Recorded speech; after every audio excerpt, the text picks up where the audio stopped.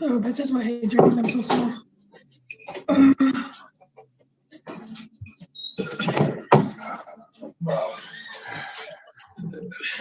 Let me know. I'm blocking.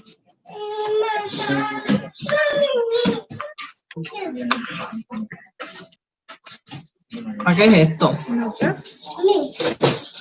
Testing.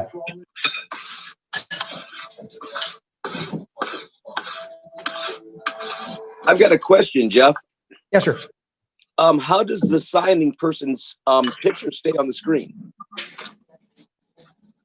I don't know I don't know most of the technical questions that relate to this. The manager or the host would have to make the signing person a co-host and then feature them as a featured speaker as well.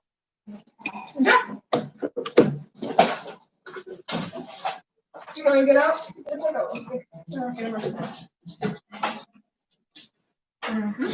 Okay. Good job.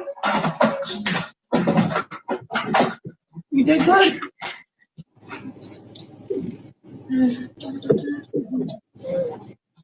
All right, good afternoon, everybody. It is 5:01, so I think it's about time for us to get going. And if we can mute all the phones in the background, that'd be great.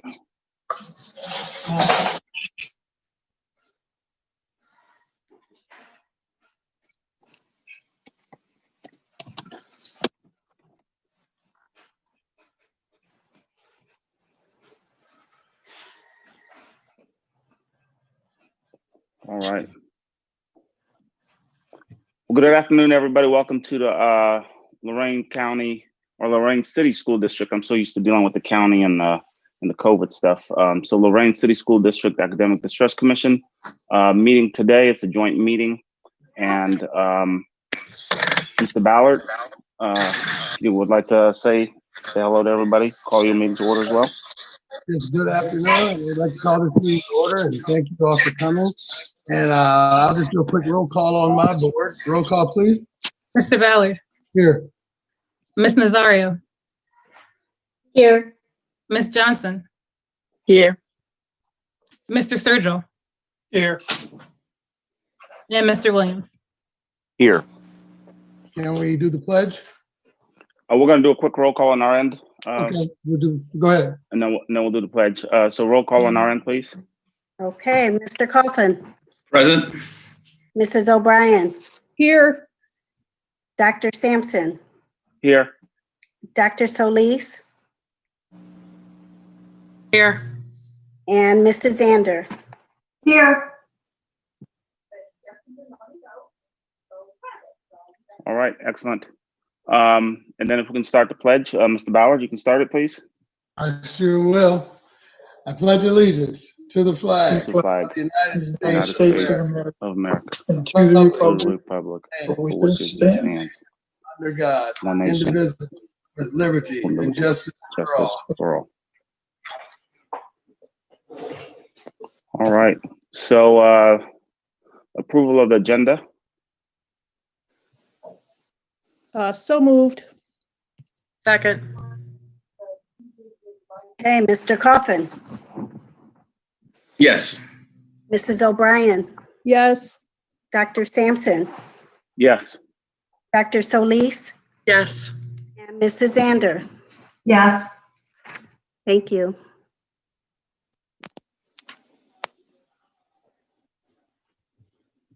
Mr. Ballard, anything before we head into our executive session? No, sir.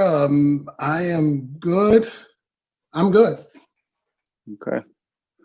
All right. So we're going to head into executive session to consider the appointment, employment, dismissal, discipline, promotion, or compensation of public employees, and to discuss pending litigation. The commission may or may not take action upon coming out of executive session.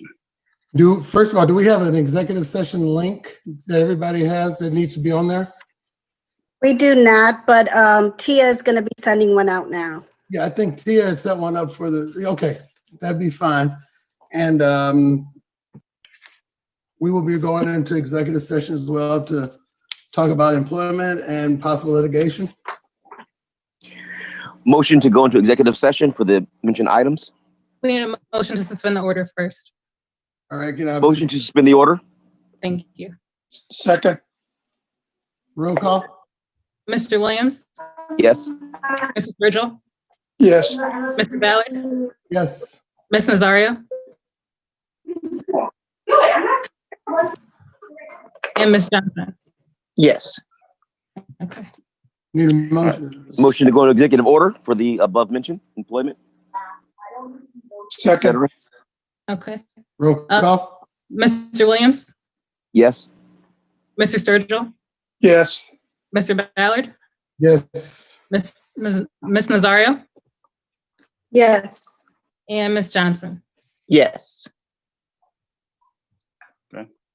All right. ADC to enter executive session. Can I motion? So moved. Second.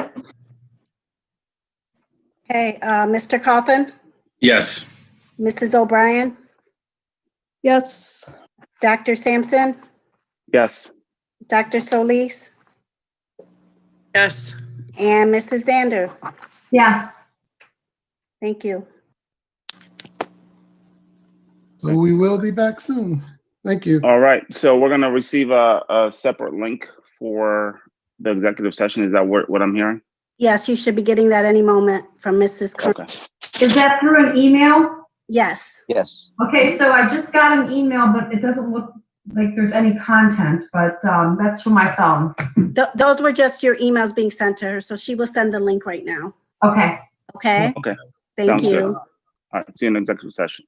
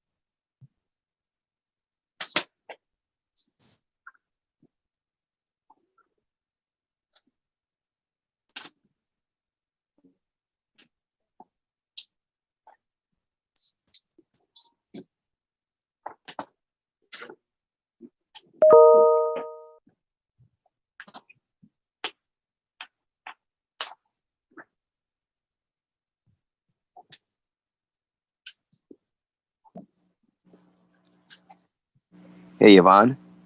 Yes. You have to log into this other meeting. You have to log into the executive session. Oh, what I you'll do? Yeah.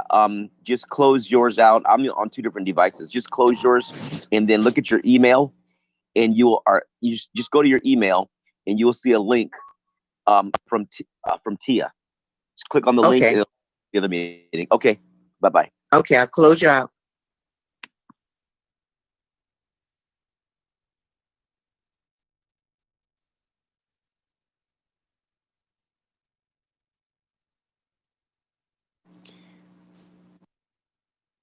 From who? Also, go ahead and mute your phone if you can hear me. Yes. Yvonne, go ahead and mute your Yes. mute right now because we can hear you talking. And I want you to start calling Mark names.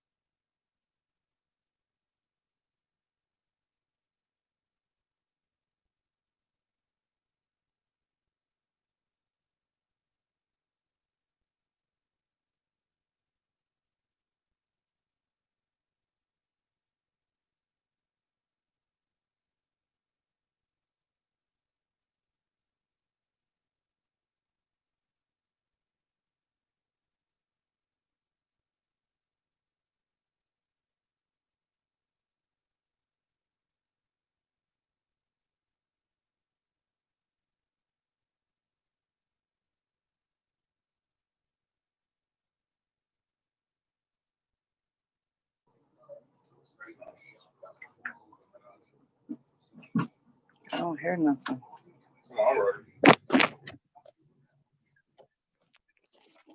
Supposed to be in a meeting right now. I know that one.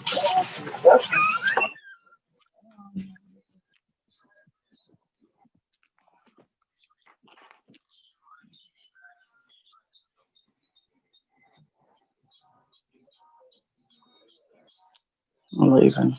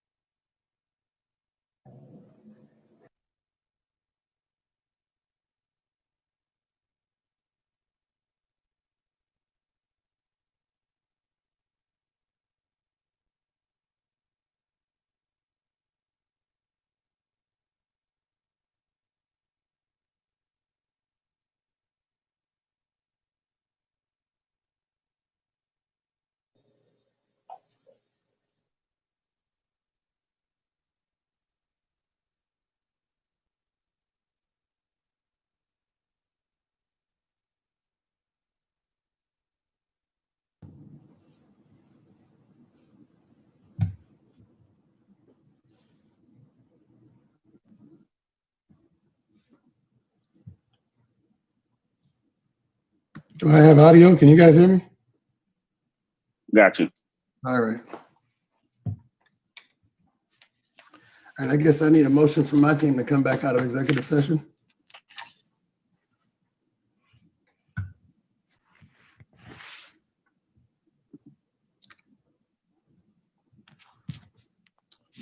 Hello, I need a motion from my team to come out of executive session.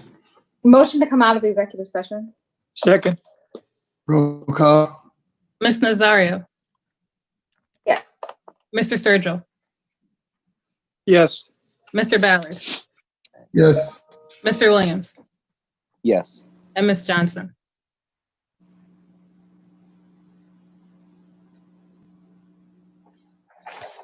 All right.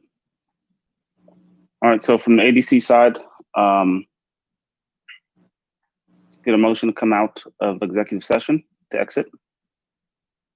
Motion. Second. All right, can we get a roll call on that? Mr. Cawthon, Yes. Mrs. O'Brien, Yes. Dr. Sampson, Yes. Dr. Solis, Yes. and Mrs. Zander. Yes. Thank you. All right, excellent. So executive session was great, good conversation. And the conversation was basically about the plan moving forward, for Lorain City Schools, from the ADC side. So I'm going to turn this over to Dr. Graham and his team to kind of inform us about the plan moving forward. Thank you, Dr. Sampson. At first, I want to thank everyone for their patience and with us in executive session, as well as the struggles that we had to begin with and may continue to have with technology. But Ross, if you could take over the screen and post our presentation. And while Ross is doing that, you'll notice, for those of you who heard me speak before, I tend to talk quickly, and I'm trying to be respectful of Waleska Soto, who is translating for us this evening. And if you would like to have this translated and hear the Spanish or the Spanish Access channel, please go to the bottom. Yeah, you can see it highlighted on your screen now. At the bottom of your screen, and there's a little globe icon. Please click on that.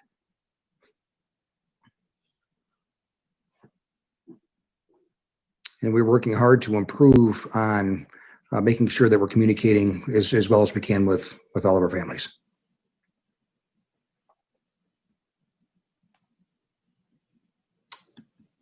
Okay, Ross, are we ready? Let me rearrange my screen here so I can see what's going on. The question is, where have we been and where are we going to be in terms of our strategic planning? And for us, when we first started, first got here, and I started in June, and we built our leadership team in July. And the first thing we did was engage our staff and our community to listen and to engage on what concerns they were having and where we were. And what we quickly found was that our parents overwhelmingly said that they would not send their children to school. Actually, even if there were no cases of COVID, I think we're over 50% of our parents who would not, our families who would not send their children. And if there was even one case, that another 30% would pull their children. So we knew we had some communicating to do, some educating to do, and some learning to do. From our staff, we found out the same thing, that we were not ready to serve our families and our students in person learning. So we looked around a little bit, and it became very, very obvious that if our families did send their children, we were not in a position to keep them safe. And I want to qualify my comments, and I try to do this every time I speak. The purpose of tonight is kind of to show you where we are now and where we're going, but also the why behind it. But if I in any way, shape, or form come across as being critical of any of my predecessors, it's only because I'm not speaking very clearly. Our staff has been through a lot over the last, there were 3 different leadership teams, not just leaders, leadership teams over a 6-month period. And during that time, COVID hit. So these are very, very odd times. And I know that we reacted in a number of ways. So please, I'm not being critical. I'm just trying to outline exactly where we are and where we want to be. So we knew that we could not provide an in-person education because, candidly, we weren't ready yet. If people came into our schools, we did not have the mitigation strategies there to keep them safe. So we worked very hard on remote learning, and we'll go more and more in depth on each of these pieces and some of the stuff we've already shared with you. But we've gotten, I think, good at remote learning. But we also know that remote learning is not ideal. We know that our children need to be with our parents. I'm sorry, with our adults in our buildings or our staff, and The pieces that folks sometimes overlook, right now the remote learning is going well, but there's a lot of research that shows that the achievement gap in our district and our country is going to grow exponentially over the course of the next couple of years. We know that children who are in kindergarten, for every dollar or hour you spend with them, you get the same amount of academic gains from a fifth grader, but it costs 7 times as much. So for every hour you spend with a kindergartner, you need to spend 7 hours with a fifth grader to get that same amount of academic growth. So we know for a fact that even though what we're doing now is good, it's not as good as it can be when our students are with our adults. So we are working on a hybrid model, and we were looking to bring back our children to be in-person learning. And we'll go in detail as to exactly what that looks like. And what's on your screen is phase 1, phase 2, and phase 3. And actually, I voted against this, but I was overruled. Phases imply that we do one thing, then we check it off, then we go to the next one, then we check it off, then we go to the other. Phase 1 is our remote learning plan, and that will continue on into phase 2 because there is still going to be remote learning. Our hybrid model will allow for some in-person learning, but also remote learning. And phase 3 is actually the plan that's running parallel to all of that. We know that there's a lot of work that we need to do, excuse me, in addition to all the stuff we're dealing now with COVID. If COVID went away tomorrow, we'd still have a lot of work ahead of us, and we need to make sure that we have the groundwork set for that as well. But what we've done up to this point, candidly, has been triage. We've been doing our best to make sure that people are safe.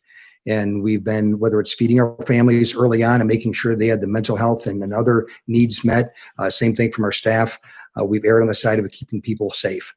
And for us, in the way we described it from the very beginning, and on a scale of 1 to 10, 10 being the safest, we're not going to do it until we're at a 10.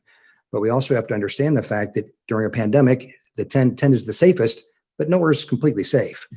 But if we go on from a phase 1 to a phase 2, if anybody comes into our school with COVID, no one else should catch it. And we'll speak to that a little bit more later in terms of our mitigation strategies and our testing protocols. But as we move forward, we have to make sure that testing takes place. We have mitigation strategies for our learning. Right now, we're trying to figure out how to serve lunches.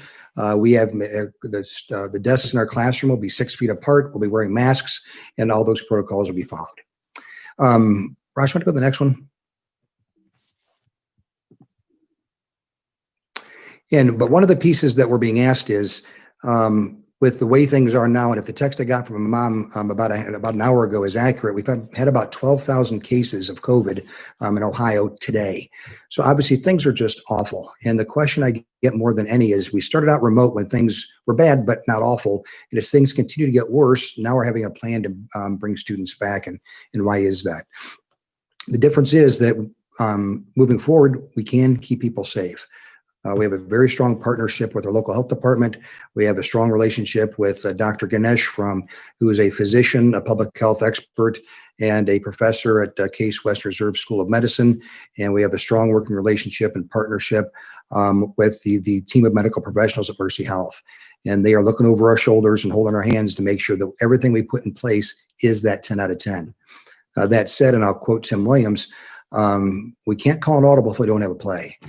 We can't adjust a plan until we have a plan. So our plan, and all along we said that we need to first establish what it needs to look like and then how to build it. And then we determine what it looks like. Then we determine when to do it in that transitionary period between the two. So once we know how to do it, if the timeline needs to change, it will. As of right now, I don't believe it does. But if our health professionals tell us that we need to change the date, then we'll change the date. Again, our goal is to make sure that no matter what we do, we're a 10 out of 10 in the safety piece. And it kind of bleeds to the next screen here. From the very beginning, we've made sure we focused on 3 things: people, process, and product. Now, I've been very clear, and I think our whole team has been, we have no idea how to lead through a pandemic in terms of the virology behind it and the decisions to make to keep people safe.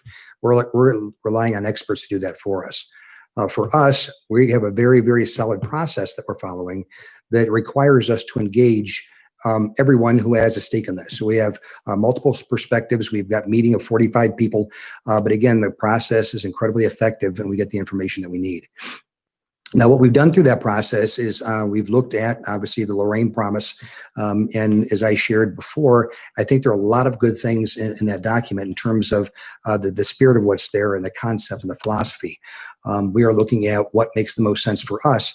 But we've also had a chance, because of the pandemic and the level of urgency, it's actually the results have been very solid in terms of the turnout to surveys and conversations that we've had with people and gathering information. And some things have very quickly and very clearly surfaced to the top in terms of the areas where we know we need to focus. One is the areas of focus down there, curriculum. And by that, I mean the development of, as well as the delivery of curriculum. The development of multi-tiered systems of supports, the MTSS, which includes response to intervention and positive behavior systems.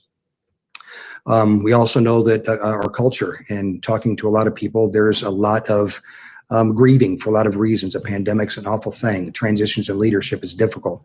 We need to make sure we're taking care of the people that we serve, and that starts with making sure that our adults are in a healthy organization, as well as the Ohio improvement process. And the one piece that, if you look at these, and if you understand all of them, they are all interconnected.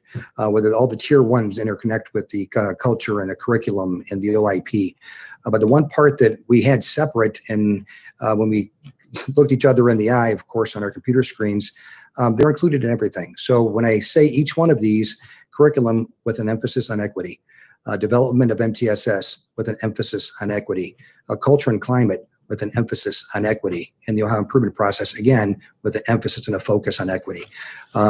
For us, equity is making sure that everyone has equal access to all opportunities, and that means different things to different students and different things to different adults. And we need to make sure that our focus is accordingly. All right, so I think Michael, you're up next. And again, the way we're going to do this, we're going to have different people do different slides. But because of the team that we've kind of established, we'll all jump in and kind of chip in and elaborate and share information that has not been said, or just make sure that the voice is clear. But I hope to hear from everybody as we transition through this document. Thanks. Right. So thank you, Dr. Graham. And when we start talking about, how do we get to a product? How do we get to a plan that people own? Whether we're talking about the restart phase 1 or phase 2, or even looking longer into those pieces that Dr. Graham just articulated around curriculum, around supporting our students, around building a culture and climate where everyone feels included. It starts with people. And at the center of all that we do are the students. And this graphic here represents that. So imagine those two students, but they're surrounded by families. And we've been intentional on getting feedback and thoughts from families, maybe to the point where some families are like, all right, you surveyed, you're calling, there's a lot there. But others are saying they want more and they want it in a different way. But we want all voices to be heard around a continuum, especially with our families. So when we speak about families, we're not just speaking of traditional parents, but guardians, siblings, grandparents, neighbors, all those components that make up a family. We need to engage, and our partners from state, local, businesses. We want to make sure that our partners are included. And when you look at some of the meetings that we've had and some of the things that Dr. Graham has referenced, he referenced some of those partnerships. But the one thing about working in Lorain, we have a wealth of partners, and our work will be moving forward is to make sure that they're engaged and that we're leveraging all of those partnerships once again to help serve the students that are in the center of everything that we do. Additionally, the people that we want to engage around work groups. So we've had a ton of work groups, and you'll hear a little bit about them later around our restart piece. But these work groups are going to continue, and traditionally you think of them as district leadership teams, building level teams. There's more, but we want to make sure that within those work groups that we have a variety of representation, a variety of perspective, that there's push and pull, cognitive dissonance in those work groups, so that we can be really deep in our thinking and clear in our thinking. Knowing that even with these work groups and the recommendations that they make, there's times where we have to go back to the work groups for revisions, and that's just a healthy process. If we can engage people in meaningful ways, our aspiration is that the work is shared and owned. And then lastly, leadership drives us. So district administrative, building administration, union heads, staff leaders, Board of Education, parent leaders, our ADC members, community leaders. We want leadership throughout our organization and our community to be a part of all this and wrap ourselves around students. So that's people in a nutshell. And I was put on a little time limit today, so I'm gonna keep flowing a little bit quicker. But the process, one of the things that I've learned over the years, I was asked in an interview many years ago, is it people or process? Finding out, it's people and process. And with that process, we have to make sure that we are listening along the way, learning, then we can collectively lead. So whether we're talking our restart or how we've analyzed and will continue to analyze our previous renditions of plans, work groups are at the beginning of that. And from that, needs assessments, whether we're talking about the surveys that we have done of families and staff, or a more structured survey in partnership with the Ohio Department of Education and our state support team, our one needs assessment piece, where we can learn about the practices over the last couple years and how they've been implemented and where we can grow from there. From that, we'll start to ask ourselves questions around the root cause. So if there are problems of practice, not just settling on that first why, but really probing deep to get to the actual root cause. And then we can begin to work from there. And when we've done that root cause analysis, think of it like a web of sorts. We're going to prioritize those pieces, and they're going to lead back to those 4 entities that Dr. Graham spoke to earlier. But from those impact webs, we'll develop action steps. And Ross is going to come on in a little bit to kind of talk about the system in which the questions that we'll pose to get a depth of action steps that will lead to a plan of sustainability. Oftentimes we'll speak of plans as a way of rollout, and we've all been a part of plans, but where do they go? How do they breathe life? How do we own them? So we're going to talk about the process in which we'll develop action steps, not just for rollout, but for sustainability. And with anything that we develop, we're going to be relentless in trying to get as many thoughts on those.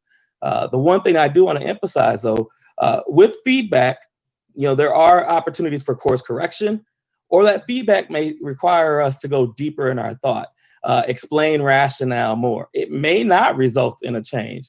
So I think as we develop and as we've learned through phase 1 and phase 2, we need to be really crystal on how we communicate the purpose of vetting and how we go about our work groups and the purpose and function of those. From that vetting process, we'll continue to revise, we'll launch. But the thing is, we won't just stop at launching. And you'll hear later from Barb and Bill and Aretha a few examples of how we've launched a restart, but then had to course correct or had to provide additional training and support and coaching. We had to look at data to see if we were doing things well. So you're going to hear a little bit about that, but that's the process that we are diving into. I'm not gonna lie, it's exhausting, but it's the right process, we believe. It's the right way of engagement. It's the right way of having sustainable practices. And it's responsive to some of the things that we've heard early on in these first few months of being, part of the Lorain City School family. If I could jump in real quick, I think it's hard because it's comprehensive and it's incredibly inclusive. And to listen to every voice takes time. But we are to a point, the plan that we're going to be ready to execute, although we don't have all the details worked out yet, but we gave ourselves enough time to work out the details. We're going to have a plan that if, let's say we do come back, bring everybody back on, in January, and then things get worse to a point where or bad to a point where our health commissioner says, okay, no school. We can flip a switch and the next day, we don't miss a beat. We are full remote, but we've already got the plans and processes and structures in place where our kids just jump in. They just go full remote in asynchronous Monday, Tuesday, Thursday, Friday.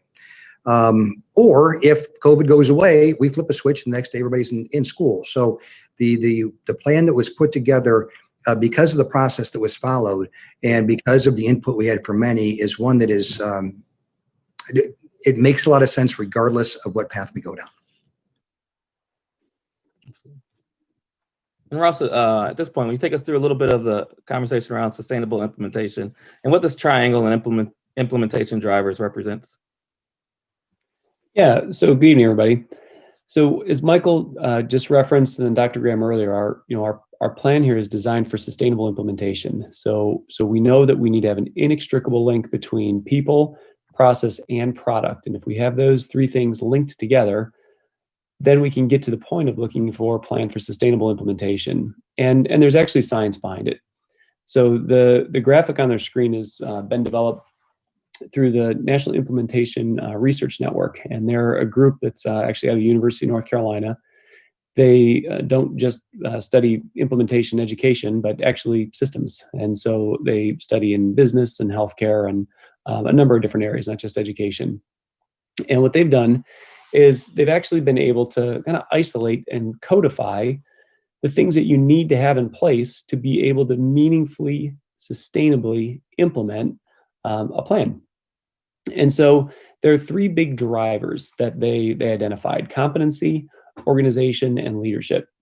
And in each of those three drivers, there are kind of more nuances and pieces. So if we walk through them and we start with competency drivers, for us to be able to implement anything, there needs to be a selection process. So how we go about selecting the members of our team. And one of the important things that the researchers talk about is selecting based on skill sets, based on what you're trying to accomplish, not just role. Role can be part of the selection criteria, but the skill sets really need to be the main driver behind how you select for members to be a part of a team. And then training. So how we need to develop the skill set at an initial level for adults to be able to implement what they need to implement. And training is extremely important, but without coaching, frankly, it doesn't do much good. And they've and at their website, they have a really, I think, good evidence base behind this. But one of the meta-analyses that they did looked at really effective training with and without coaching. And what they found in a study of studies is that effective training without effective coaching only resulted in about 5% implementation. So the point that they make is that we have to design for ongoing coaching throughout. So whenever we provide training, we need to have coaching that follows job-embedded coaching to have a meaningful chance of being able to implement. On the organization driver side, there are three main things there. At a systems intervention level, these are like large scale, like district level or board level or academic distress level, even state level, environmental things that need to be in place. Are there barriers that we need to remove to make sure that we can implement our plan? So really big picture things. Then the facilitative administration is a fancy way of looking more where the implementation is supposed to happen. What's the environment look like for implementation there? Do we have the environment created well for us to be able to implement our plan? Do we have barriers at kind of the immediate level of implementation that we need to remove to make sure that we can implement our plan well? And then the decision support data system is just kind of a fancy collection of words to say, what data do we need to see if what we're doing is working? But just as importantly, if not more importantly, what data do we need to see how effective the process for our implementation is going? So what data do we need to collect on how well the adults are implementing what they're supposed to be implementing? And not from an evaluative sense, not from an evaluative sense at all, but from a, here's where we expect it to be. Are we there? What do the practices look like that can then get at the outcomes? So to really think of our data in terms of cause and effect, and we need just as much, if not more data on the cause side of things than we do on the effect side of things. And then across the bottom, leadership drivers. And so for those of you that have spent time looking at like leadership research, a lot of this comes from Ron Heifetz's work at Harvard. And he's just a researcher on leadership as a whole, not education specifically, although he goes into education. And one of the things that he talks about is the difference between technical challenges and adaptive challenges. And so on a technical side of things, we need things like schedules, general logistics for us to find, here's a problem, let's go solve it, we can check it off our list. Technical problems typically are pretty easy to see and have a kind of a straightforward, in many cases, solution. The real challenge, though, is the adaptive side. And so the adaptive leadership is our ability to look at and cultivate mindsets and behavioral patterns, and to be able to adjust when your initial plan needs to adjust because it didn't get implemented as you initially thought it might.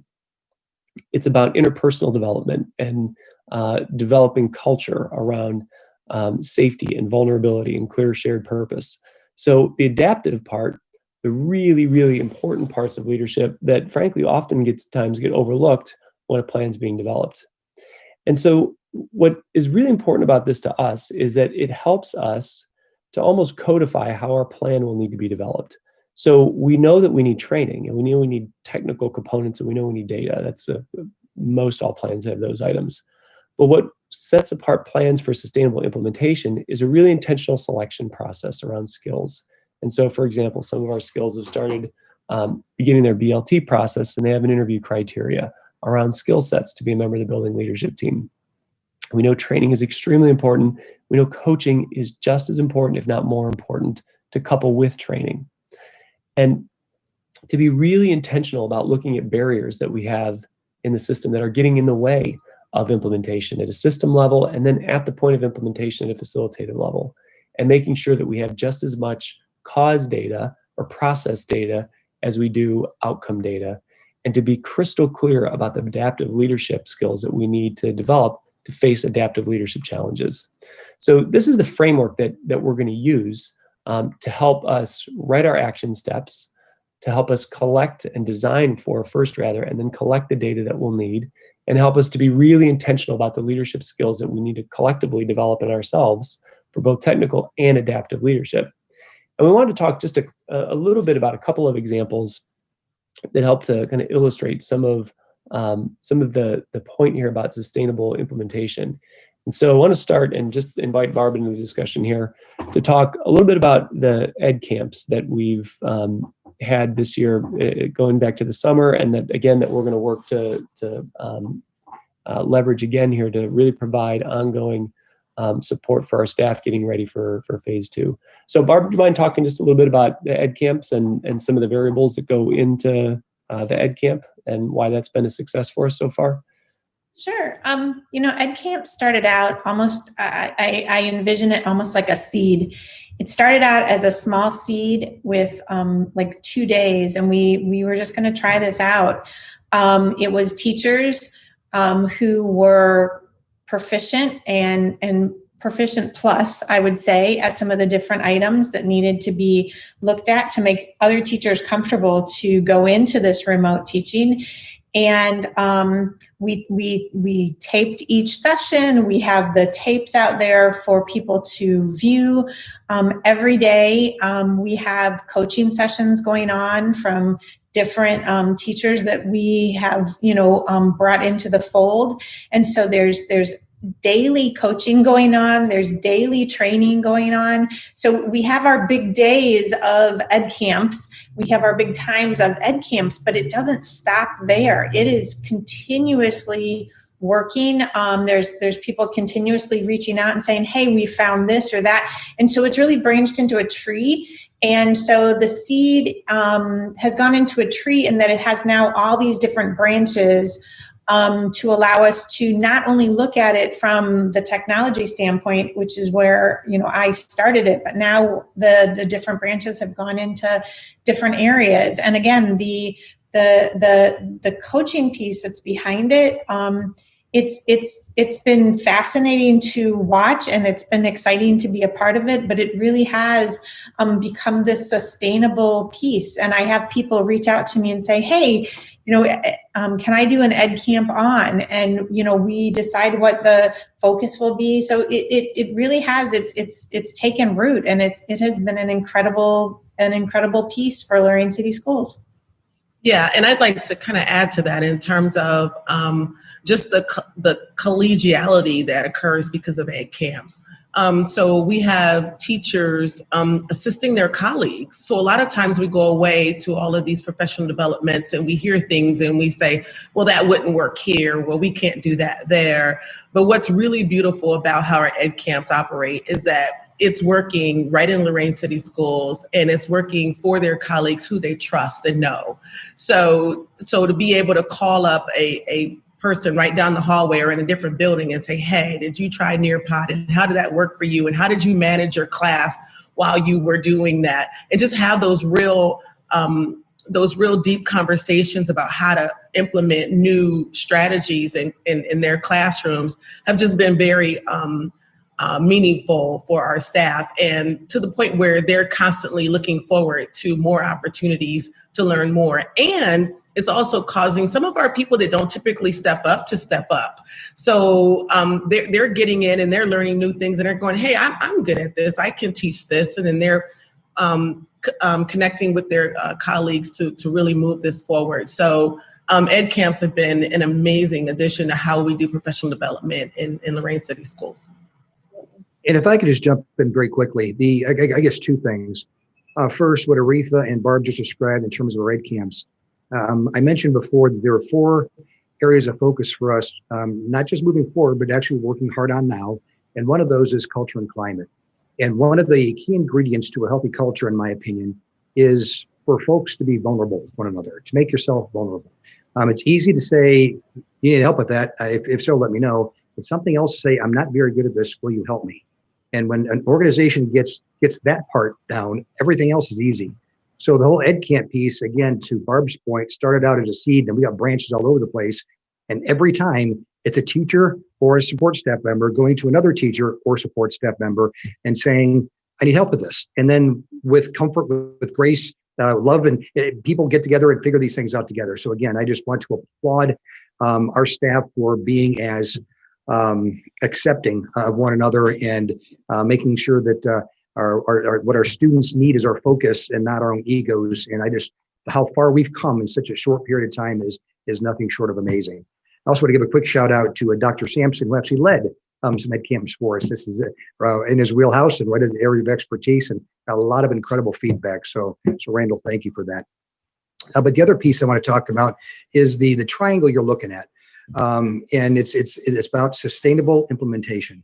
There's a lot of research out there about how to do strategic plans.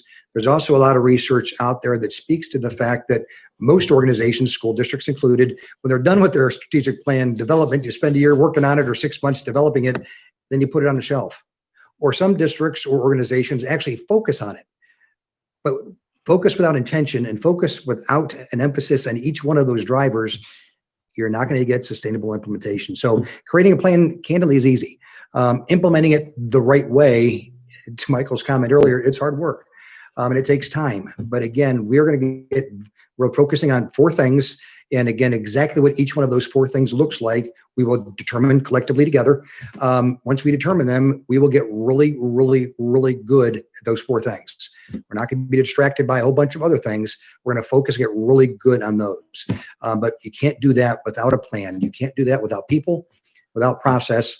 And then once you have the product, and again, the debate I get into, but the product is a strategic plan. So our product is, in essence, a document of processes. So this all comes down to process and people. And I am just tickled. We have great people. We have great people. Everything else is easy. We have a great process. We're going to be just fine, but we've got some tough times to get through. And we have to make sure that while we're getting through those times, it's not surviving them, we're thriving in them, because that's what our kids need. But kind of hijack that one, but thanks, Ross. Bill, I want to invite you into the discussion just to talk, and Aretha as well, a bit about attendance and what we initially started with and what we learned and how we had to adjust and how some of the drivers here helped us make some of those adjustments. Sure. Thanks, Ross. So, our team was looking at sustainable implementation and the drivers, and we know that we're using this moving forward, but we also took a look back on some of the processes that we've already used. And we knew that there was a need to adapt our understanding around attendance in a remote environment. And we needed a team to be able to work through all the different scenarios that we were going to face and establish some consistent procedures across our grade levels. So when we look back at the implementation drivers, we identified the need over there on the organizational driver side. And we knew going into it that it was going to be leaning a little more heavily on the technical side. But we were careful about our selection to make sure that we brought the folks with the background and the experience and the skills to be able to identify some of the things that we would need to consider moving forward with attendance. And through multiple work groups, we developed some training, and the end result of that was coaching. We work with principals and secretaries to lift that work off the ground, and those processes still currently live in our phase 1 and phase 2 open with care doc plan, I should say. Yeah, and it was interesting because obviously, trying to take attendance on Zoom during a pandemic is not ideal for anyone. And so we really had to look at what we were calling present or not present. And those are those pieces where we kind of had to go beyond the technical. It's not just in a box, either they're here or they're not here. But what if they're not here, but they've completed every assignment? And a high quality assignment. What does that mean? So we really had to dig in and have a lot of conversations with our staff. And the staff, again, they are so amazing in terms of just understanding where our families are and understanding the difficulties that some of our families are facing with attendance. I'm working all day, so my kid can't be on at this time, but I will make sure they're on at this time and that they get all their work done. So what does that look like? And so there was a lot of good conversation around how do we show our families the love and care and support that we know that they need during this time in terms of attendance, and not treat it as though it's, kind of like in a brick and mortar, like either you're here or you're not here. So some of those things as we move forward and looking at, a remote model, a hybrid model, we're here, but we're not here. How does all of that continue to look? So we have some foundational pieces about what we think about how we should handle this that we can utilize moving forward.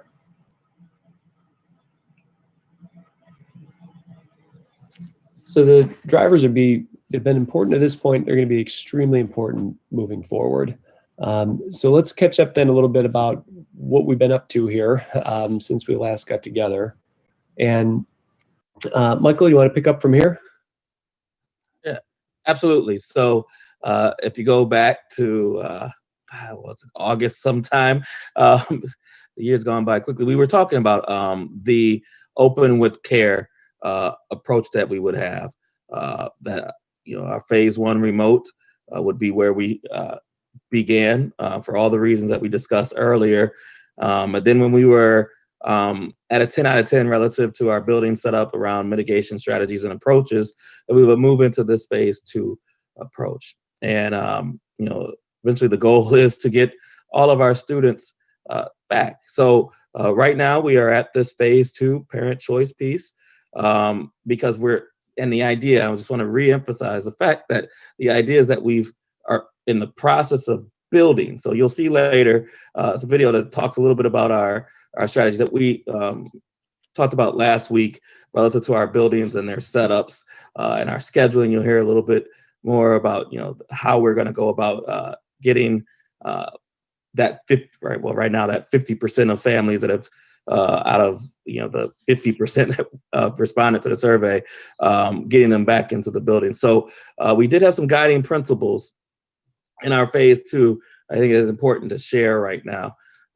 One, we wanted to keep as much as possible our students with their current teachers, understanding that the relationships that have been fostered and built, even in this remote environment, are critical to what we do moving forward.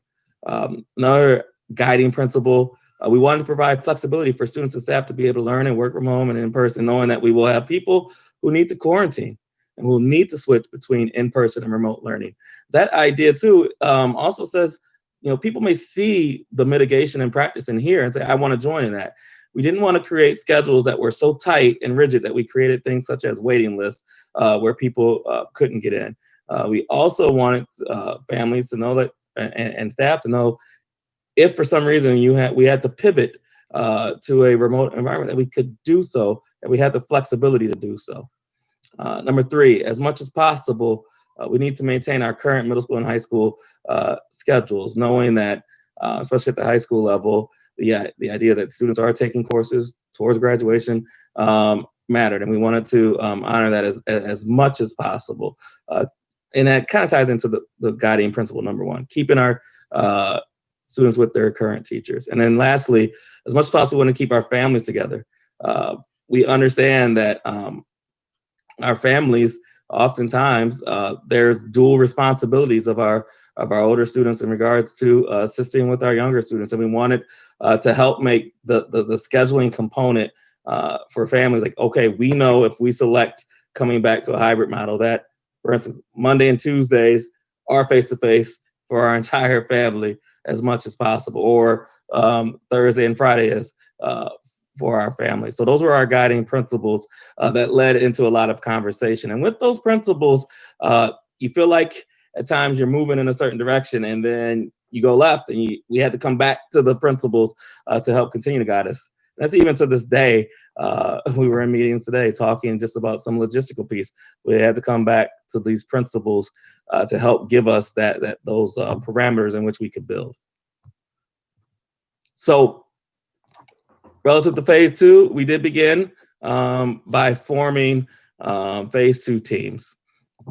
And those teams and work groups consisted of the COVID-19 testing. So I'm going to just kind of walk us through. And there was a planning process very similar as before. This one was 11 steps, but or else we can move ahead to the next slide. These were the work groups that we began with. And the interesting thing about it is as these groups began to answer questions and began to think relative to the drivers that we discussed earlier, extensions to these groups have formed because we're being responsive to the needs that come up, and we want to make sure that we're engaging the right stakeholders at the right time to help us move forward. So looking ahead, these have been the work groups that have been in process: COVID-19 testing, model schools and facilities, instruction and schedules, positive behavior intervention and support. So the PBIS, there's a group that are specifically talking about the procedures of when we return and what that looks like. Instructional technology, you heard Barb a little bit earlier, speaking to some things there, surveys and communication, and then staffing. How do we staff moving forward? So want to give time now to invite people into the conversation. So Russ, I'm going to lean on you for your facilitation, inviting certain folks in, but we'll start with the COVID-19 testing and the work that's gone there. So what you'll hear from the groups is this, a little bit of their composition of teams and some of the things that they've been doing in phase two. We would be here until the wee hours of the night if we went into an exhaustive detail, but we are going to give you some highlights from each group. So I think Jeff Karuski, I see you light it up on my screen, so I'm going to kick it to you. Okay, perfect. Our team, we were tasked with developing a process and protocols to support the installation of COVID-19 testing at Lorain City Schools. That was for athletes in close proximity activities, students returning to school, and this would be voluntary in January, and staff returning to school voluntary in January. So the next steps for our team was to bring our school health-based professionals in, train them on COVID-19 protocols and procedures as supported by Mercy Hospital, which is one of our partners. Nurses were then fitted with the appropriate PPE to support testing, and then multiple meetings were held to problem solve and develop first the initial testing to support athletes and then to design a testing process for the district. Our team members included district level management, district nurse coordinator, Mercy Clinic nurse practitioner, university partner, doctor from our university partner, Lorain County Health Commissioner, Mercy Clinic leadership, school-based health professionals, and school-based administration from our other districts. Avon Lake and Sugar Inn Falls are two of our partners that we are working with to look at the some strategies that they currently have in place. Through this process, we are testing between 100 and 150 athletes right now. They go through a weekly testing cycle. Students must stay in our weekly testing cycle in order to continue to participate in sports. Additionally, results that come through this process are handled through Mercy Clinic. The Mercy Clinic health practitioner contacts the parents. Also, our nurse coordinator, along with the athletic director, are working directly with our coaches to make sure that we share the information that's on a need-to-know basis. As we proceed forward, we are looking at, again, I mentioned voluntary. We are looking to test around 350 students in January. Again, this is on a voluntary and random selection grouping. Students will be selected on a weekly basis, again, through a random process. Parents will be informed in advance of the testing. As we go through this testing process, again, information will be handed back through Mercy Clinic to inform parents. This will help create a safe environment for not only the children, but the adults within the building, as well as creating protective measures to support the community. Additionally, we are looking to bring our staff into, again, in January on a voluntary testing process. We are looking at random groupings again. They will be selected randomly and, again, following through the same process. As we have been going through this process for the last couple of months now, we have relied on Mercy Clinic as well as the other partners that I mentioned above to further support the effectiveness of this process. I think it's important to note too that the COVID testing is just as important of a mitigation practice for us as wearing masks, as hand hygiene, and 6 feet of distance. We are completely committed that to keep our students, our staff, our families, the community safe, we have to make sure that we are not contributing to viral spread. And the only way we can do that is through the testing. So it is every bit as important as all the other mitigation strategies that we have in place. So let's talk about then the kind of next layer of that with the model schools and facilities. And so I want to invite Jeff Hawks and Mary, if you guys don't mind talking just a little bit about the school setup and how you guys have been working over the last, well, gosh, 6 to 8 weeks now to get our school set up for some feedback, some revision, and just where we are now with that.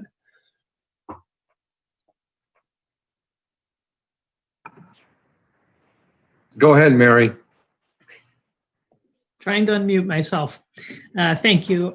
We started initially with a numbers. There were numbers that were laid out through an architect giving us the design of how to lay out the schools. The numbers came in lower than what we thought they could be. And so as we started to go in and set up the classrooms in each building with the 6 foot distance, the numbers did come up a little bit from where we initially were, but all of the protocols that were set up are, of course, with the social distancing in place. And so we've done that at every elementary building, middle school, and the high school has been set up also. I could just echo Mary's comment, 6 feet apart. We know a lot of places are doing things differently. Again, for us, on that continuum of safety, we will be a 10 out of 10. The reason we were different from the architects is for whatever reason, the architects we used put people 6 feet away from walls too. So we just started at the wall to move 6 feet out, or 6 feet out. So that allowed for a lot more students, and we have a teacher area or adult area because teachers and support staff members will be there. So again, we can keep people safe 6 feet apart wearing masks. But we're able to add more desks because of just a little creativity. Mm-hmm. All right, so then let's branch into then the instruction and schedules, and Aretha, Bill, Mick, Pat, Jane, Beth, if you guys all wouldn't mind setting up the discussion that we've had with each of your groups here. Maybe we can start with Bill with the elementary group. Sure. I do want folks to know that even though we have commas separating each of us on the screen, but we all work closely together in developing the agendas and the work that happens with these teams. But I did just want to highlight a couple of things, and one was the folks that are involved in the groups. So we have 13 people involved in the elementary group, and those are principals, teachers, EL, preschool hand in hand, and district folks.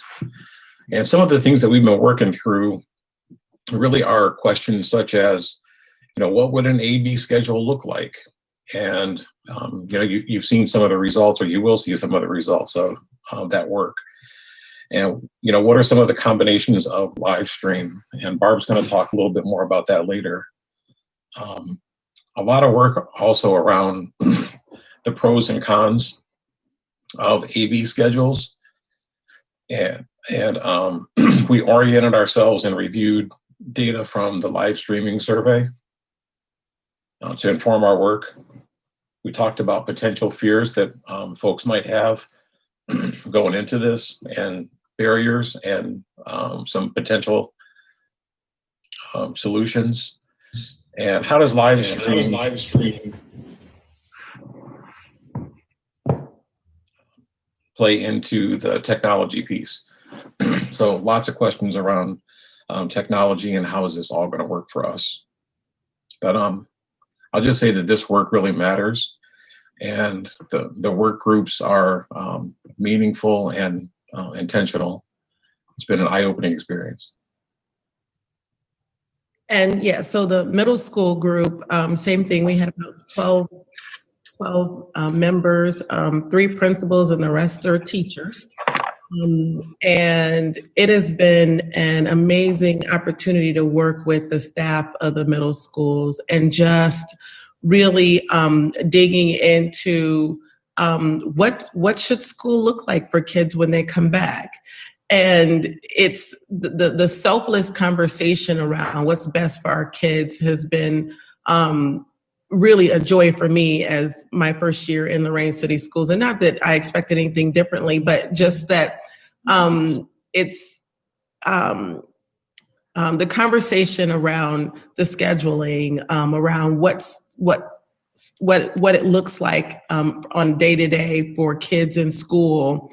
How many kids can we get into the building? Can we keep all of our classes? I want all my students. I've developed great relationships with them. We can't change that. So just really having great conversations around how to make normal out of a situation that's not normal, because they understand the importance of the relationships that they've built with students.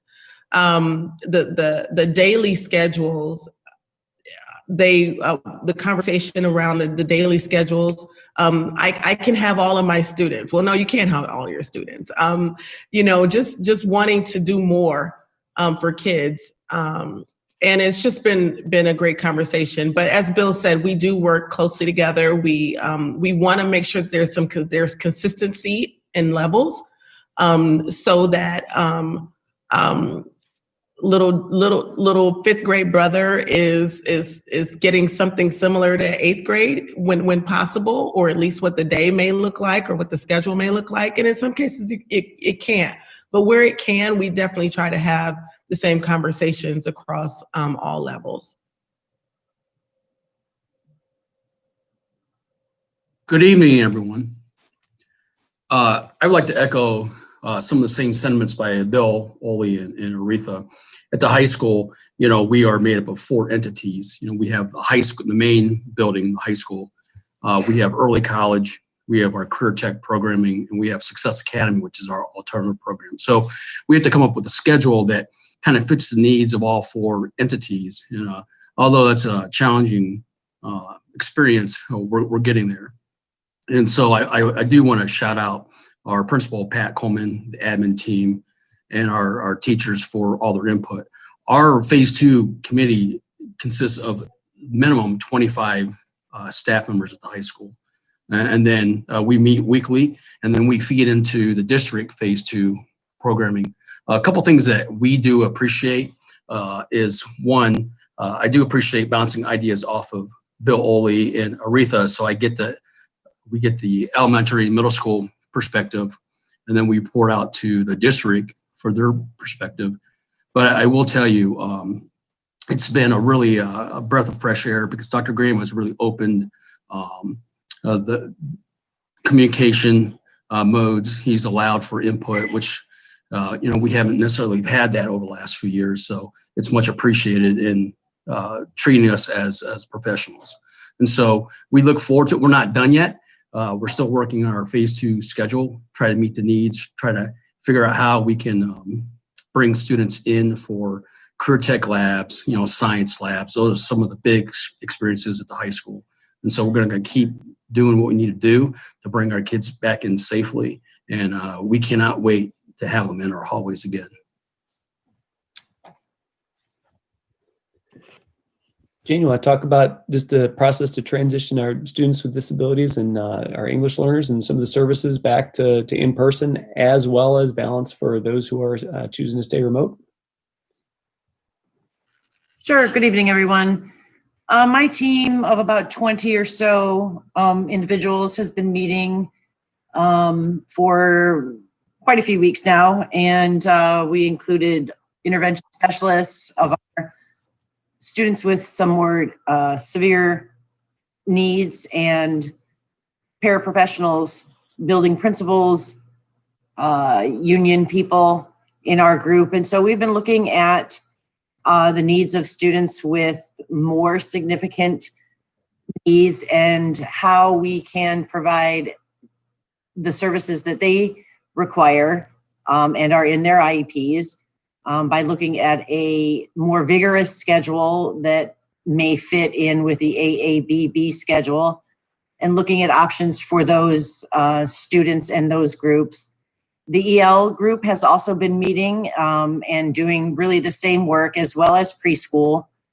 We're looking at several different options, and some of it is going to be based on the model of classroom, which is driven by each student's IEP and the services that they need. So there will be some flexibility within that. It's taken a lot of work, but it's good work. Like everyone's been saying, we're looking forward to putting it into action. Yeah, thanks, Jane. And Beth, you want to talk through just some of the nuances of preschool and what your group's working on?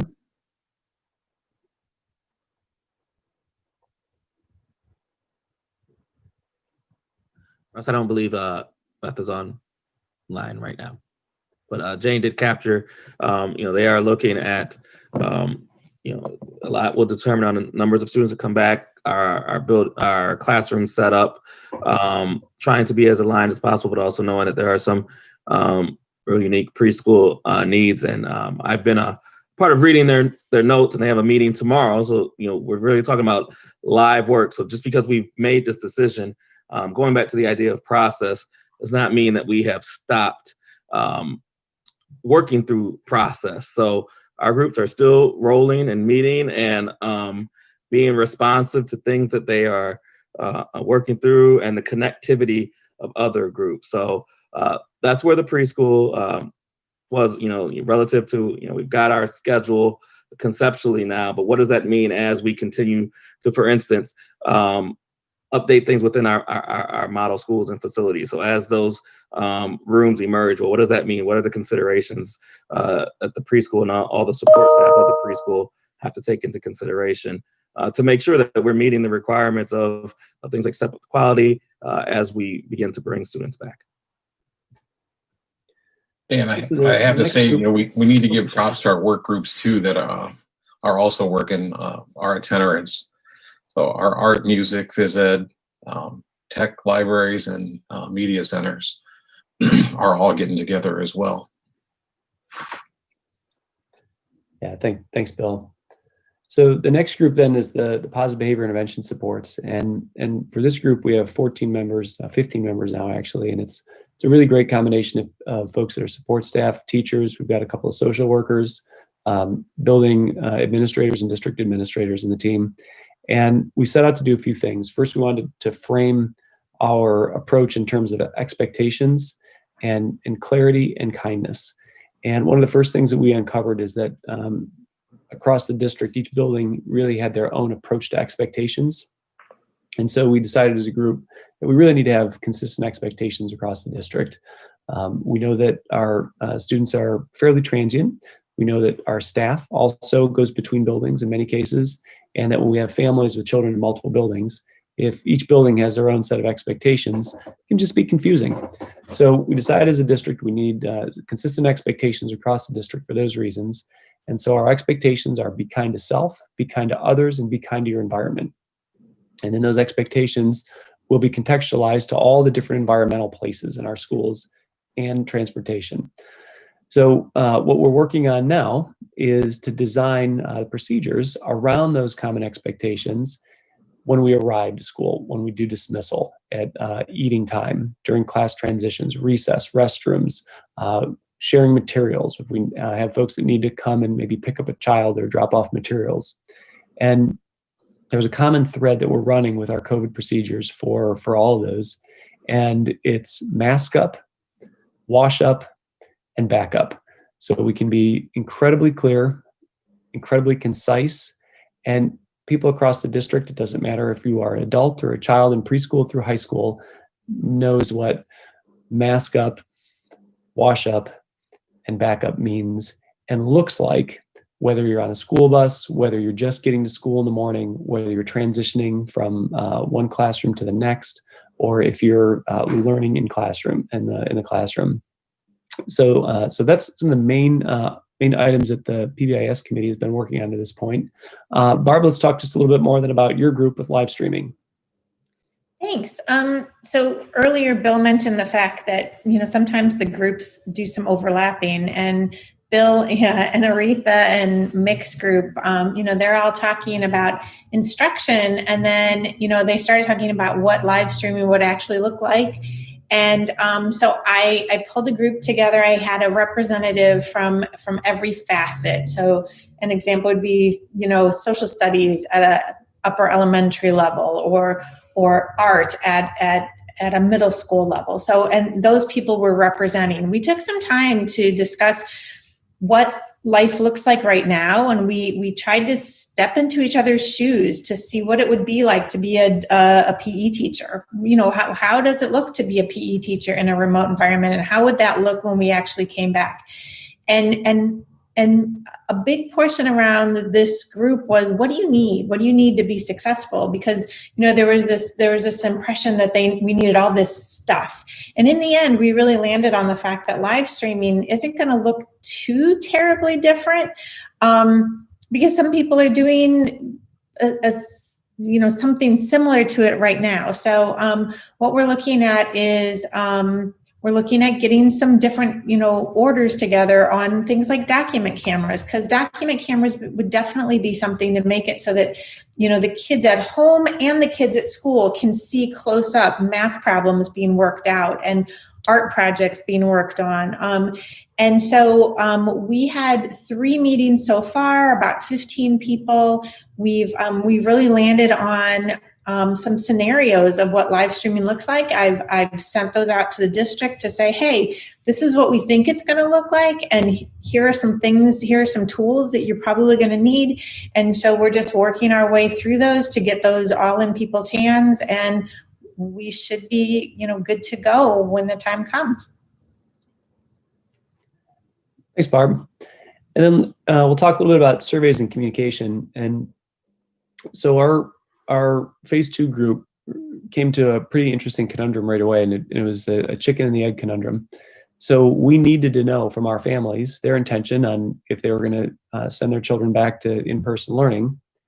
And our families need to know from us, what are we going to offer? And it was a really challenging spot for us, because on one hand, we need information from our families, and on the other hand, our families need information for us, both of us, to be able to make well-informed decisions. And there's nothing perfect about this scenario in any way, shape, or form. But what we landed on is that on our end, we needed to design our mitigation procedures. We need to have enough of our instructional approach and schedules in order, and enough of a look at what our procedures would look like for us to be able to then communicate to our families, this is where we are. Let's survey now. We'll find out from them their intention, and then we can work on putting the rest of the details into place. So our survey went out starting last week after the town hall meeting, and we'll look at some of our preliminary data here in a few minutes. But we're right now, I think, actually before I checked, we're just a little over 3,500 of our students have a commitment made at this point. We're also in the middle of a communications audit. And part of what we're collecting information on is from our families. And we ask as part of the survey right now, how satisfied are you with communication from the district level, from the building level, from the teacher level? What communication tools do you really specifically like and appreciate the best? And what are your suggestions for us to improve? So that will, again, it's part of a larger communications audit. So we'll have that information to help us as a district to be much more effective and connected to our families and how we communicate. So the survey, we're asking for our families to make their commitments by Thanksgiving. So we have a few more days left. We will continue to follow up through phone and in person. We need to get as close to 100% as possible with this survey. So we hope and encourage as many of our families as are interested to please send their children back to in-person learning. Carol, let's invite you to discussion now and talk about your staffing work group. Russ, I just wanted to just kind of go on a phrase you just, or comment you just made. Although our parents won't have all the information, we'll make sure they're educated by the time people come back. And as I mentioned before, and as you've heard a few times, there's flexibility built in. So if a parent or if a family changes their mind, they can send their child. Or if the reverse is in order, where they felt safe at first, now they no longer do, again, they can change their mind and you don't miss a beat. So the child would just switch from in-person learning to full online learning, but they'll still have the same teacher, same classes, same schedule. So just want to make sure that everybody understands flexibility is built in. All right, Carol, you mind talking through the process your group's gone through with staffing? Sure, thanks, Ross. The staffing work group for phase 2 is made up of a talented team of folks who have a pulse and connection to staffing and staffing processes. The group is made up of district administrators, the treasurer and 2 of her staff members, teachers in the district, and human resources office staff members. For phase 2, the staffing team has been diligently working on a task of identifying who of the staff can return to work safely and how. Starting back in July, we learned that a number of our staff members met the CDC guidelines of who was at high or higher risk.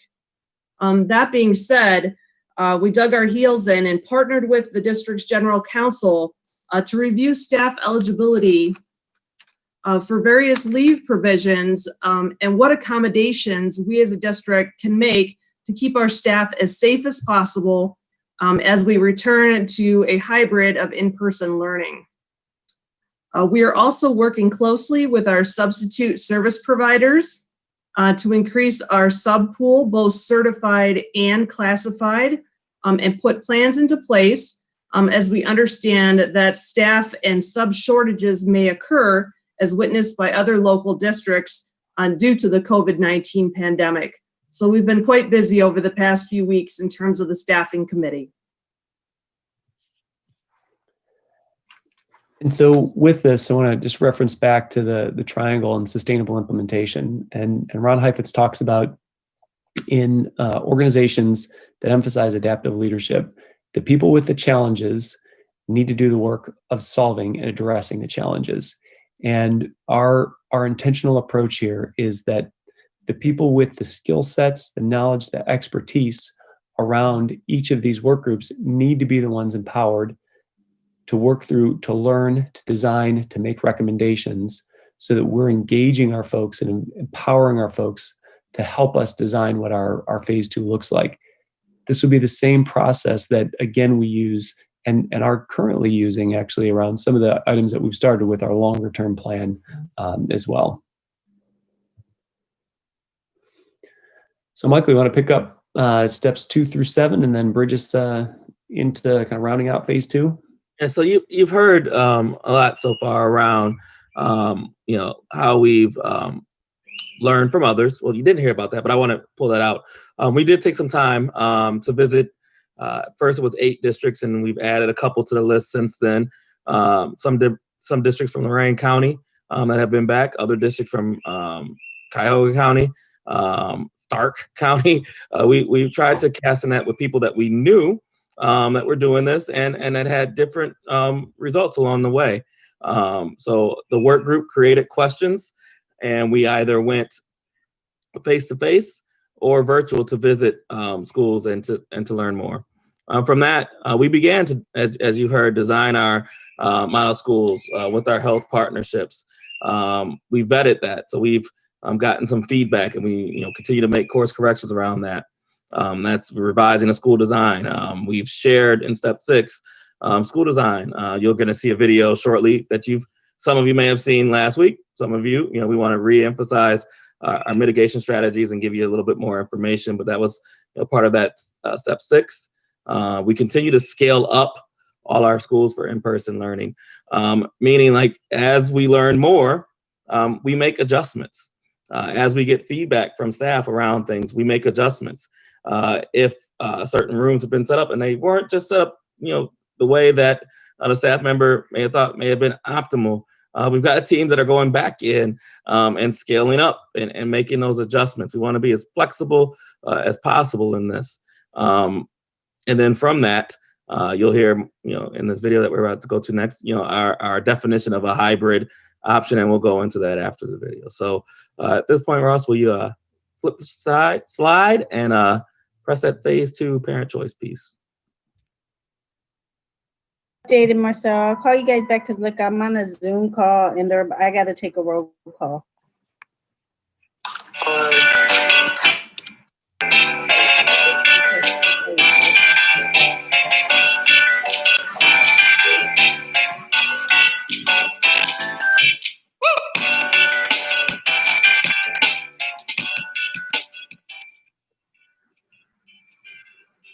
The Lorain City Schools welcomes you and your family to phase 2 of the Open with Care plan. The Lorain City Schools Open with Care strategy uses the Swiss cheese model, providing layered supports to keep our schools, students, and staff safe. The more steps you take, the more layers you have, the safer you are against COVID-19. Our commitment to COVID safety means that our district will be vigilantly assessing for symptoms, washing and sanitizing hands, cleaning and sanitizing shared surfaces, social distancing, face coverings such as masks, caring for those who become ill during the day, and the tightened testing program. Let's take a look. Parents will be required to assess the symptoms in their children each day before school. Your child may have COVID-19 if he or she has one or more of the following: a fever above 100 degrees, cough, shortness of breath or difficulty breathing, fatigue, muscle or body aches, headache, loss of taste or smell, sore throat, congestion or runny nose, nausea or vomiting, diarrhea, repeated shaking with chills. COVID-19 symptoms can range from mild to severe and may appear 2 to 14 days after exposure to the virus. When in doubt, keep your child out. If your child is in need of care, you can schedule a virtual or in-person appointment at the Washington Elementary Mercy Clinic with our own CNP, Katie Malier. Schedule your appointment by calling 440-370-5446. Next layer of support is to wash and sanitize hands to prevent the spread of COVID. Time will be provided each day for students, staff, and volunteers to practice frequent hand washing for at least 20 seconds when hands are dirty, before and after eating, and after using the restroom. Hand sanitizing stations will also be available in high traffic areas such as building entrances, cafeterias, and media centers. Our school personnel have participated in training on the latest procedures to keep our schools clean. This includes frequently cleaning high-touch areas and shared materials, and making sanitation wipes available in each room and common space. Sharing of supplies and materials will be minimized, and if items are shared, they will be sanitized between each use. Our crew has taken additional measures as well, such as replacing our air filters, replacing the water filters, routine checks of our water supply, and putting procedures in place to deep clean areas with suspected or confirmed exposure. Social distancing is a critical part of our plan. Keeping a distance of 6 feet or more between people adds another layer of prevention against the spread of COVID-19 by minimizing the chance of coming into contact with the virus through respiratory droplets. Each building will be configured to ensure social distancing in classrooms, common areas, and signage throughout the buildings to serve as a visual reminder to stay 6 feet apart. The science is clear. Use of face coverings can reduce the spread of respiratory droplets that, in infected people, carry and spread COVID-19. All staff and all students must wear masks and/or approved face coverings in our buildings and on our buses. Masks will be provided by the district, or if you prefer, staff and students can bring your own masks from home. Mask breaks will be worked into the day, following the latest safety standards. As an added layer of safety for the Lorain community, the Lorain City Schools have partnered with Lorain County Public Health, Mercy Health of Lorain, and Case Western Reserve on the COVID-19 Titan Testing Initiative. Frequent testing will be conducted by Mercy Health of Lorain each week and reported through the Lorain Schools COVID-19 dashboard website and the COVID Comms e-newsletter. Frequent, expanded testing of our students will assure we can react very quickly to any positive case, assess our mitigation strategies, and get a picture of school and community spread to inform us on future decisions. At the end of this video, parents will be asked to complete their family's learning commitment form with the option of continuing your child's education in remote learning or selecting option 2, in-person instruction through the AABB hybrid schedule. The hybrid schedule places students in one of 2 cohorts, Group A or Group B. Group A would meet in person in school on Monday and Tuesday, while Group B participates virtually from home. Wednesdays are an asynchronous day for all students, allowing for small group instruction, parent conferences, and professional development. On Thursdays and Fridays, the groups would switch, meaning Group B would meet in person in school with their teacher, while Group A participates live stream from home. Here's some important information to know. Members of the same household will be kept together in the same cohort. In this way, family schedules can be kept consistent. Students will continue instruction with their current teachers, providing critical consistency, familiarity, and measurement of growth during this time. This also means that current classes will be kept together. Again, students in Group A will see their classmates in Group B via live stream, and vice versa. Finally, asynchronous Wednesdays will be used for small group instruction, professional development, parent engagement, and other supports for our students and families.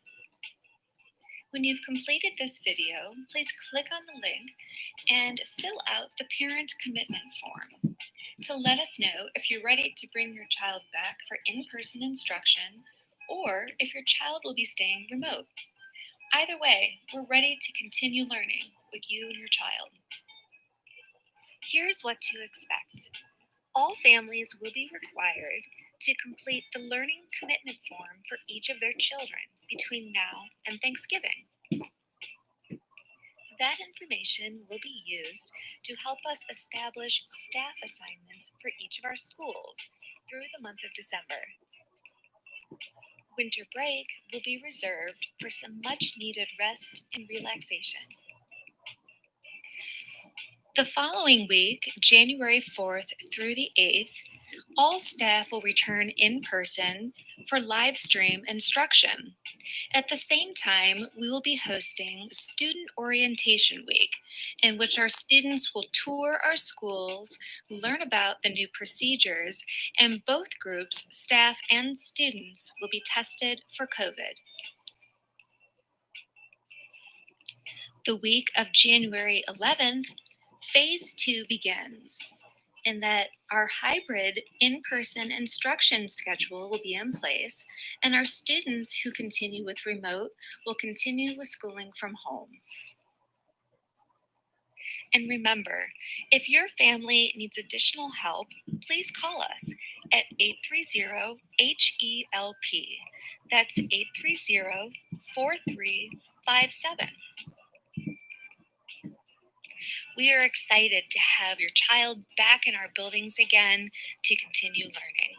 Remember to complete your family's learning commitment form, and we'll see you soon.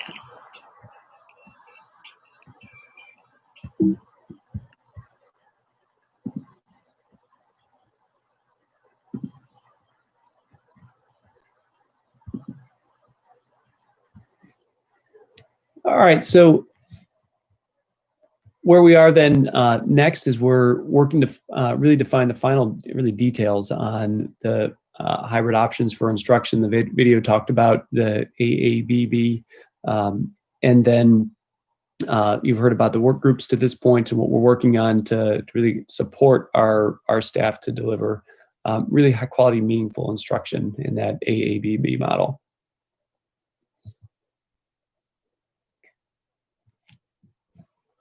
Here's what the schedule would look like. Again, just an extension of what you saw in the video. The families that choose full remote would be that group C.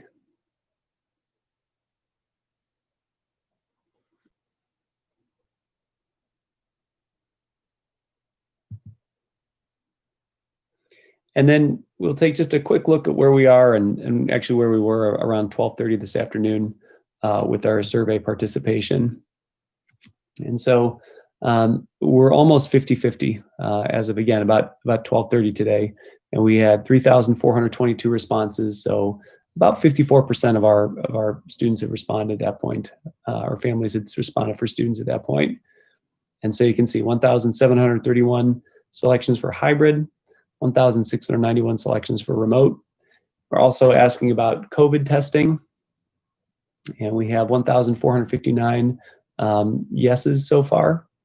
We have 819 that say they would like more information before committing first, and we have 1,122 so far that have said no at this point.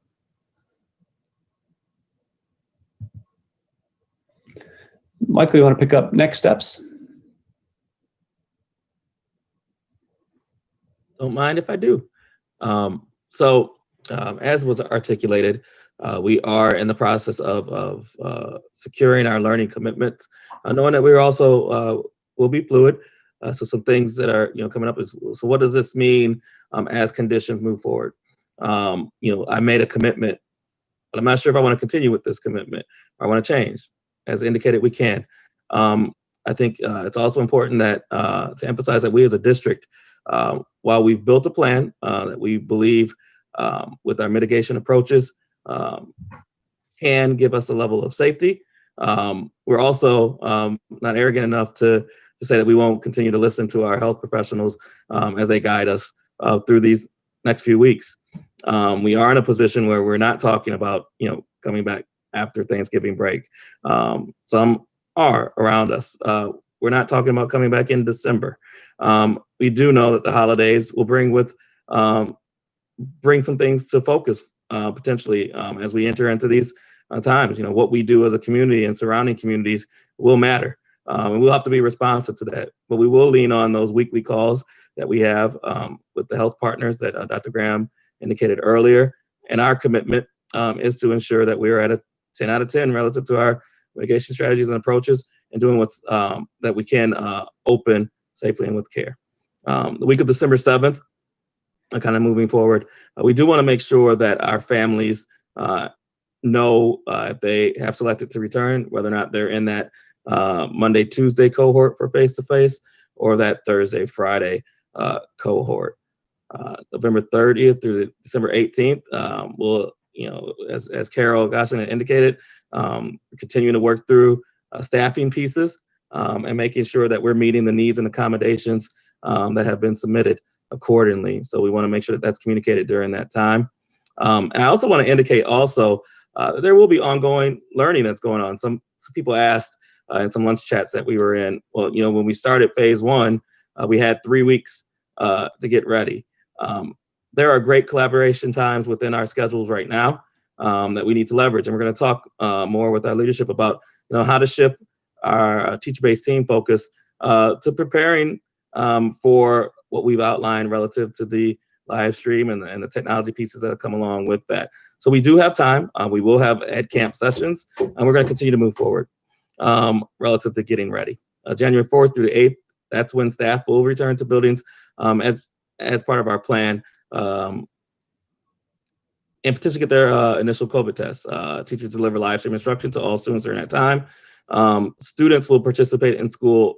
We'll have an opportunity for those that are returning to walk tour their buildings in a very safe manner, learn about the procedures, and can, if they've indicated that they'd opt in to the initial COVID test.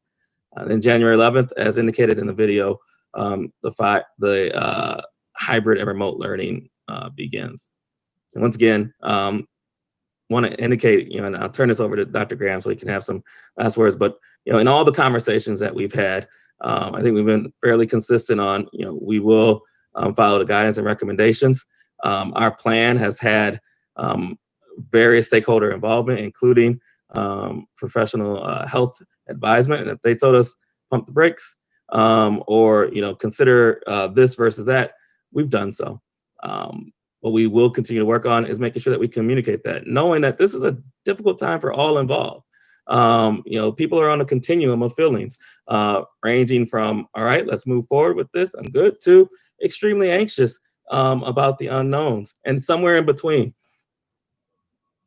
It's a journey, and we want to be respectful to everyone, regardless of where they are relative to that continuum. So, Dr. Graham, those are our next steps, but let's turn it back over to you. Excellent. I think you closed it out pretty well. So I'd like to open up to any questions from the board or members of the commission.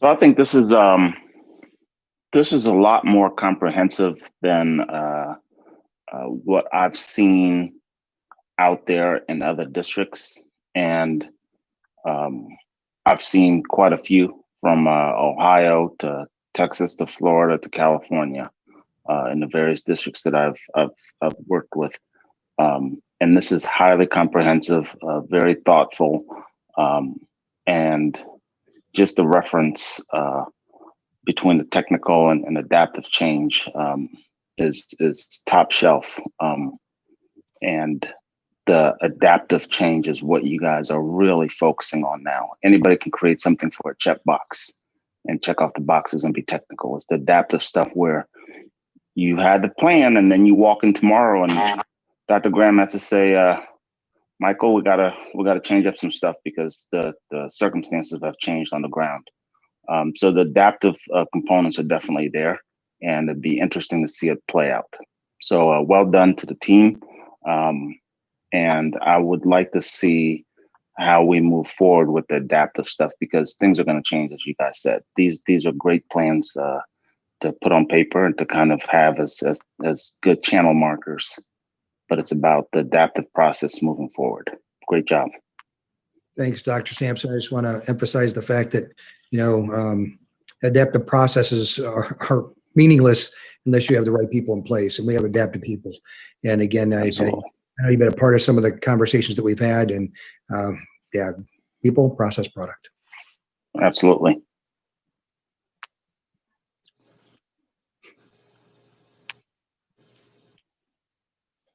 The rest of the committee, any additions to the conversation, questions? I don't have any questions, but I would just echo what Dr. Sampson said, Dr. Graham, that you and your team have done just a really superior job putting this together. And I appreciate you taking the time to really be so thoughtful to walk us all through this. Thank you very much.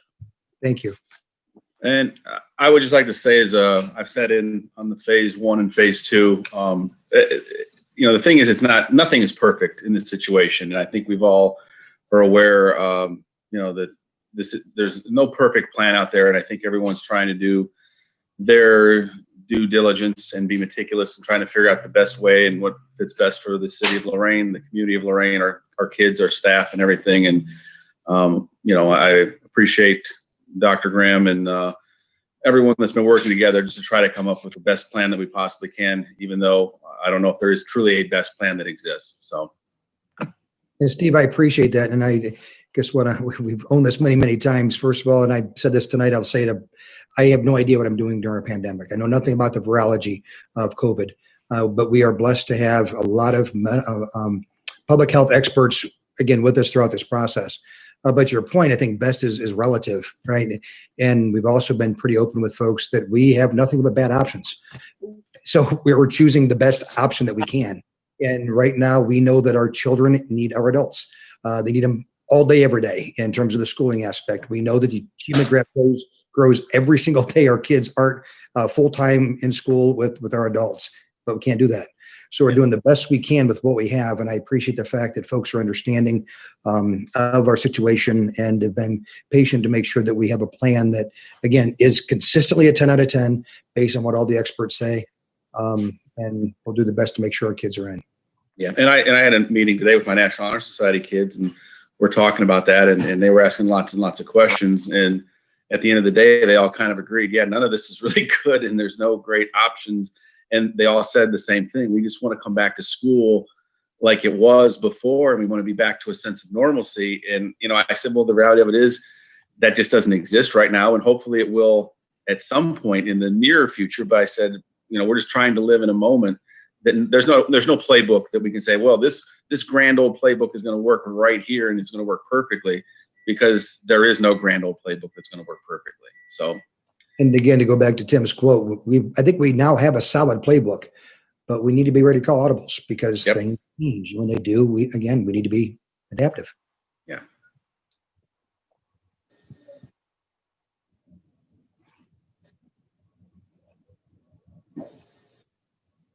All right. Okay. Any other questions out there from the committee or the board? I'll only speak for the board, or my version of the board is, as you all know, we have been very meticulous throughout this entire process. And these kind of calls that we're on tonight are happening on the daily, and we're part of a lot of them. So every thought is being taken place to keep everyone safe, teachers, staff, students, and families as a whole. So don't think all of a sudden, because there's an arbitrary date out there, that we're going to lose our common sense. And I know you've said that adaptivity portion quite regular, but in plain English, we're going to approach this daily, making sure that we keep people as safe as we possibly can, because nobody wants to go through the COVID situation as worse. We all know how bad that can get. So just be clear that we're approaching that with every caution. Be clear of that.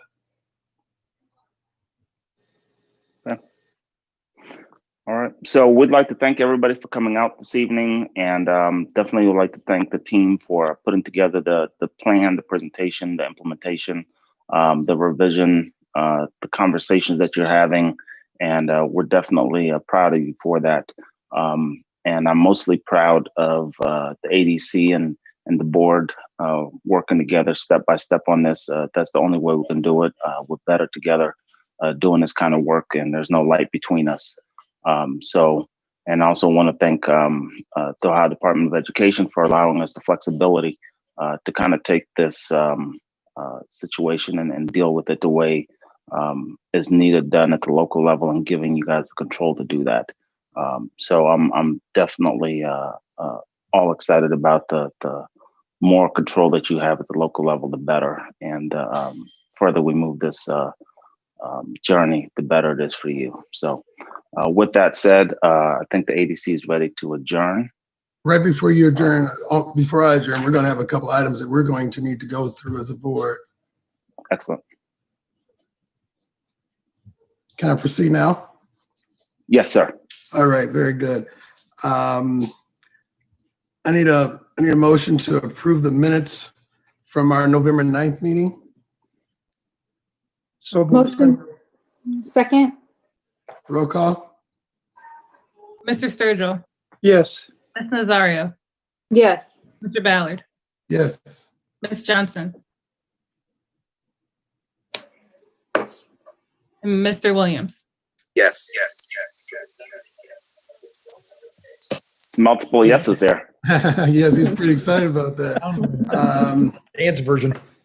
Moving down to old business, seeing none. Everybody's clear on the old business. Number 8, any recommendations or anything from our treasurer?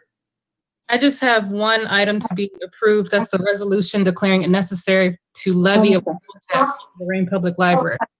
It will generate a little over $3 million per year for the library. It's a 5-year current expense levy and will first be on the ballot on May 4th, 2021. So moved. Support. Roll call, please. Mr. Sturgill. Yes. Mr. Williams. Yes. Mr. Ballard. Yes. Ms. Nazario. Yes. Is that it? That's all you have, Tia? That's it. Do we have anything further from the CEO? Yeah, it's just a few items. And again, I think I shared this last time, and I like to share our processes on occasion as we move forward. I think we all understand the legalities behind House Bill 70 and authorities that go along with those. But I think we, and I'll speak for me, think it's healthy, it's appropriate, it's necessary to assure that the community has a voice in the decisions that we make. So we have a pre-agenda meeting where we have a couple of board members who process all the decisions that need to be made. And then we take it to the board for the purpose of discussion and comment and vote to assure support, to make sure that our community understands fully in many avenues exactly what's going on in our district.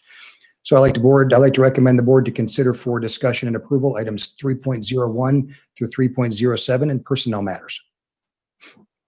Support or motion to approve items as mentioned. Support. Roll call, please. Mr. Williams. Yes. Mr. Sturgill. Yes. Mr. Ballard. Yes. Ms. Nazario. Yes. And Ms. Johnson. Motion carries. I'd like the board to consider for discussion and approval items 4.01 through 4.06 operations matters. Motion to approve. Support. Roll call. Ms. Nazario. Yes. Mr. Sturgill. Yes. Mr. Ballard. Yes. Mr. Williams. Yes. And Ms. Johnson.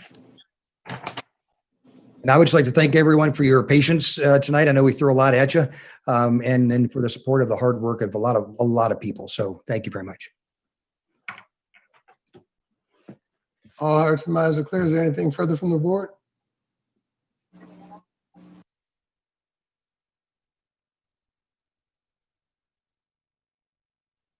Motion to adjourn. Support. Roll call. Ms. Nazario. Yes. Mr. Sturgill. Yes. Mr. Ballard. Yes. Mr. Williams. Yes. And Ms. Johnson. Meeting is adjourned. All right, ADC, motion to adjourn. Yes. Second. All right. And so call it, our motion has adjourned from the ADC. You all be safe. Have a good holiday. Thank you all. Motion meetings adjourned. Thank you. Stay safe. Hold on, I'm gonna do the 3 things. Wash up. What's the second thing? Mask up. No, mask up is the first one. Mask up, wash up, Back up. Back up. There it is. There it is. You guys be safe. I'll get it eventually. We'll get there. Thanks, everybody. Have a good holiday. Thanks, everybody. Take care. Be good.